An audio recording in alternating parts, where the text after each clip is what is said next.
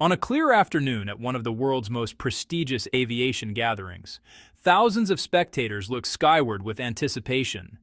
The Dubai Air Show had drawn pilots, engineers, and aviation enthusiasts from across the globe. But in a matter of seconds, celebration turned to catastrophe. A fighter jet plummeted from the sky, taking with it not just a sophisticated piece of machinery worth millions, but something far more precious: a human life.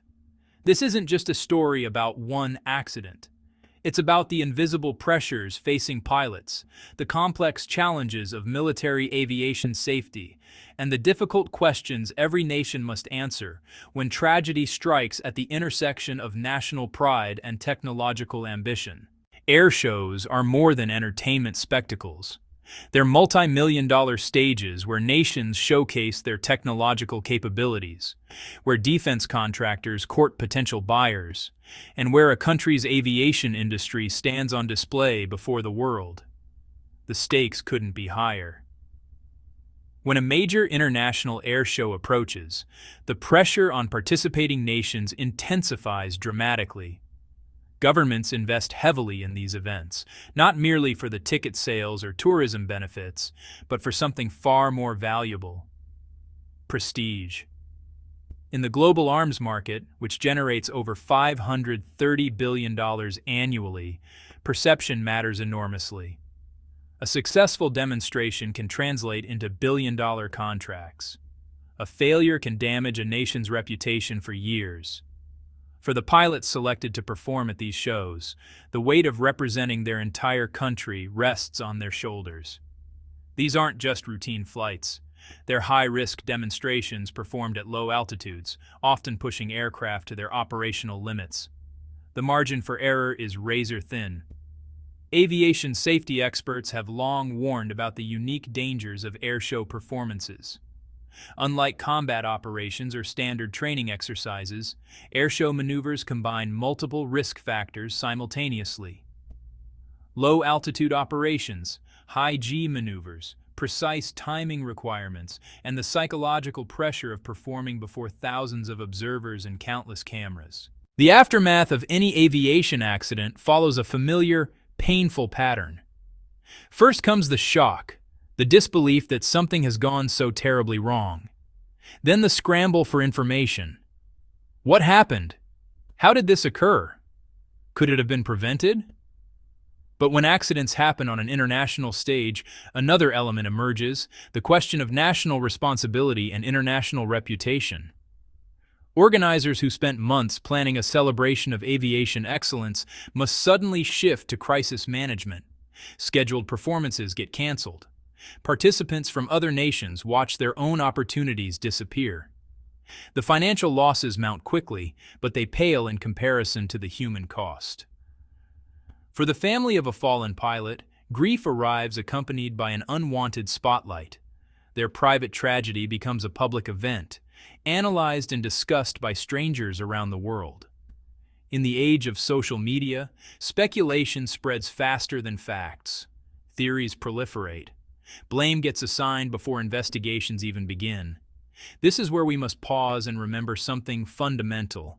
Behind every accident statistic, every technical failure, every investigation report, there's a person who will never come home. A mother who has lost her son, a wife who has lost her husband, children who have lost their father. Before we rush to analyze causes or assign responsibility, we owe it to these families to recognize their loss with dignity and compassion. Modern fighter jets represent some of the most complex machines humanity has ever created. A single aircraft can contain millions of individual parts, thousands of systems working in harmony, and software with millions of lines of code. The development of these machines requires collaboration across borders, with components sourced from suppliers around the world. This global supply chain creates both opportunities and challenges. Few nations possess the complete industrial capacity to manufacture every component of a modern fighter jet domestically. Engines might come from one country, avionics from another, weapon systems from a third. Even major military powers like the United States, Russia, and China rely on international partnerships for certain specialized components. For emerging aviation powers, this dependency is even more pronounced. Developing a domestic aerospace industry requires decades of sustained investment, thousands of highly trained engineers, and accumulated expertise that cannot be purchased or rushed.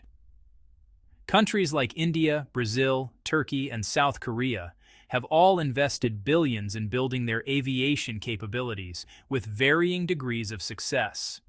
The challenge isn't simply about having the technical knowledge. It's about building entire industrial ecosystems, specialized manufacturing facilities, quality control systems, testing infrastructure, maintenance networks, and training pipelines. Each component requires its own expertise, its own investment, its own time to mature. Aviation safety statistics can be misleading if not properly contextualized. When we see headlines about aircraft crashes, the numbers alone don't tell the complete story. We need to ask deeper questions. How many flight hours has this aircraft type accumulated? What conditions was it operating under? How does its safety record compare when we account for the number of aircraft in service and their operational tempo? Was the aircraft being used within its design parameters, or was it being pushed beyond its intended limits? Consider this. If an aircraft type has accumulated 10 million flight hours with 50 incidents, that's a very different safety profile than an aircraft with only 100,000 flight hours and 5 incidents. The rate of incidents per flight hour matters far more than absolute numbers. Military aviation is inherently more dangerous than civilian flying. Combat aircraft operate in demanding conditions, perform aggressive maneuvers, and fly in challenging environments. Even during peacetime training, military pilots face risks that civilian pilots never encounter. According to data from defense ministries worldwide, military aviation accident rates are typically 5 to 10 times higher than civilian aviation, even in highly developed nations with advanced safety systems. The United States Air Force, despite having some of the world's most advanced aircraft and best-trained pilots, still experiences multiple fatal accidents each year. The Russian Air Force has reported similar patterns. This isn't about incompetence or poor equipment. It's about the fundamental nature of military aviation operations. Behind every aircraft, there's a pilot making split-second decisions under enormous pressure. Pilot training varies dramatically across nations, and this variance directly impacts safety outcomes. In the most advanced air forces, fighter pilots might accumulate 200 to 250 flight hours annually. They train constantly, practicing emergency procedures, rehearsing combat maneuvers, and maintaining their skills through regular simulator sessions. This intensive training comes at enormous cost. A single hour of flight time in a modern fighter jet can cost between $10,000 and $40,000 when you factor in fuel, maintenance, and operational support. Not all nations can afford this level of training intensity. Budget constraints force difficult choices. Do you maintain a larger fleet with less training per pilot, or a smaller fleet with more intensive training? Do you invest in more flight hours or in better simulators? These decisions have real consequences for safety. Fatigue is another critical factor rarely discussed publicly. Military pilots often face demanding schedules, especially during major exercises or international events. The pressure to perform, to represent one's nation successfully, can lead pilots to fly when they're not at their peak condition. Studies have shown that fatigue degrades decision-making ability, slows reaction times, and increases the likelihood of errors. An aircraft is only as safe as its maintenance allows it to be. Even the most advanced fighter jet becomes dangerous if not properly maintained according to strict protocols and schedules. Modern military aircraft require intensive maintenance. For every hour in the air, maintenance crews might spend 10 to 40 hours on the ground performing inspections, replacing parts, running diagnostics, and ensuring every system functions perfectly. This maintenance requires specialized tools, genuine replacement parts, technical expertise, and rigorous quality control. When nations operate aircraft with imported components, maintaining the supply chain for spare parts becomes crucial. Delays in obtaining critical parts can create pressure to keep aircraft flying longer than advisable, or to improvise solutions that compromise safety margins. The defense industry has documented cases worldwide where maintenance challenges have contributed to accident rates. It's not about negligence, it's about the complex reality of keeping sophisticated machines operational under budget constraints, supply chain limitations, and operational pressures. When accidents happen, the search for explanations often becomes, entangled with national pride and international rivalries. In our interconnected world, where regional tensions remain high and nations compete for influence, even aviation accidents can become politicized. Social media, really amplifies this tendency. Within just a few hours of an incident, competing narratives emerge. Supporters rush to defend their nation's reputation, while critics seize the opportunity to highlight perceived weaknesses.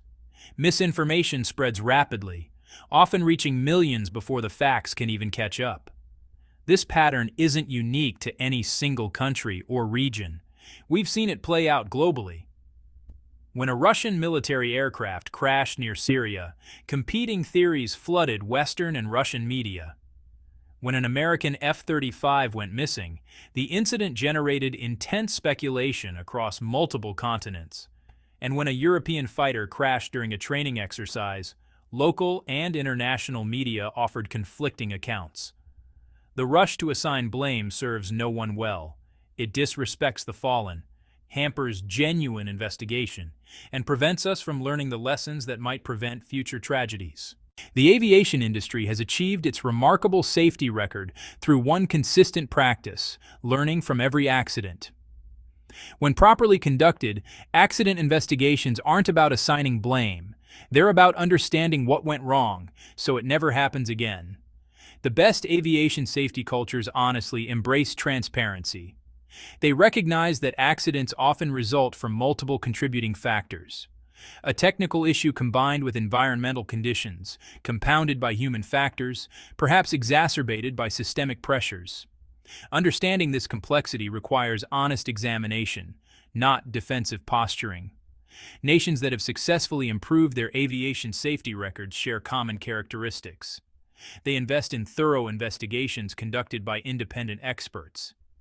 They share findings with the international community. They implement recommended changes even when doing so is expensive or embarrassing. They prioritize long-term safety over short-term reputation management. The alternative, hiding problems, deflecting criticism, or attacking those who raise concerns, only ensures that mistakes will be repeated.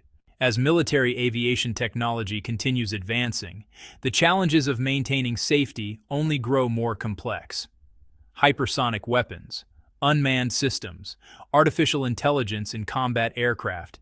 Each innovation brings new capabilities and new risks.